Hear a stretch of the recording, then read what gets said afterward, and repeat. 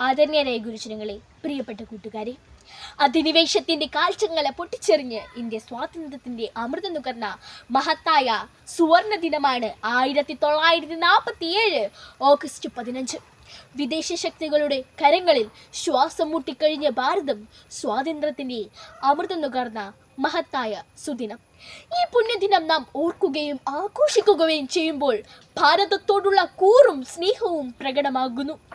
ഒരുപാട് പുണ്യാത്മാക്കളുടെ ജീവത്യാഗത്തിന്റെ ഫലമാണ് നാം ഇന്ന് അനുഭവിക്കുന്ന സ്വാതന്ത്ര്യം എന്നത് നമുക്ക് മറക്കാതിരിക്കാം. രാഷ്ട്രപിതാവായ മഹാത്മാഗാന്ധിയുടെയും നേതാജി സുഭാഷ് ചന്ദ്രബോസിന്റെയും ജവഹർലാൽ നെഹ്റുവിനെയും സ്മരണയ്ക്ക് മുന്നിൽ നമുക്ക് പ്രണാമം അർപ്പിക്കാം. ഇന്ത്യ 1947 നിന്നും 2025 എത്തിയപ്പോഴേക്കും ഒരുപാട് വളർന്നു. ശാസ്ത്ര സാങ്കേതിക മേഖലകൾ, പ്രതിരോധം, വിദ്യാഭ്യാസം എന്നിവയിലെല്ലാം ഇന്ത്യ മുന്നേറുകയാണ്. ചന്ദ്രയാനും മംഗൾയാനും അതിൻ്റെ നേർക്കാഴ്ചകളാണ്. അഹിംസയിലൂന്നിയ സ്വാതന്ത്ര്യമാണ് നമ്മുടേത്.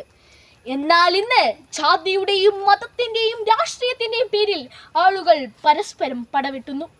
കൊലപാതകങ്ങളും സ്ത്രീധന മരണങ്ങളും തുടർക്കഥയാകുമ്പോൾ നമുക്ക് യഥാർത്ഥത്തിൽ സ്വാതന്ത്ര്യം ലഭിച്ചിട്ടില്ലേ എന്ന് സംശയിക്കേണ്ടിയിരിക്കുന്നു.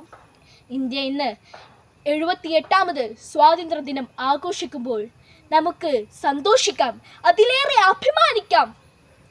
ഇന്ത്യയുടെ സ്വാതന്ത്ര്യത്തിന്റെ തട്ടകത്തിൽ ചുവടൂന്നി ഇന്ത്യ പടുത്തുയർത്തിയത് ഒരു ഏകാധിപത്യ സാമ്രാജ്യമല്ലായിരുന്നു. പകരം അത് ജനങ്ങൾക്ക് വേണ്ടി ജനങ്ങളാൽ നയിക്കപ്പെടുന്ന ഭരണവ്യവസ്ഥയാണ് അടിസ്ഥാനമാക്കിയത്.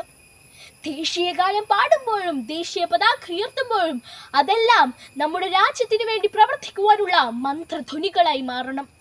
കവി പാടും പോലെ, ആണ്ടേക്കൊരിക്കലൊരു ആഗസ്റ്റ് 15 അരുമയായി നുണയേണ്ട മധുരമോ ഭാരതം അല്ല, അത് നമ്മുടെ വ്യക്തവും വികാരവുമാണ്. അഴിമതികളും ഭിന്നതകളും കലഹങ്ങളും ഇല്ലാത്ത ഇന്ത്യയാണ് എൻ്റെ സ്വപ്നം, നമ്മുടെ സ്വപ്നം. ആ സ്വപ്നം സാക്ഷാത്കരിക്കട്ടെ എന്ന് ആഹ്വാനം ചെയ്തുകൊണ്ട് നിർത്തുന്നു. നന്ദി, നമസ്കാരം.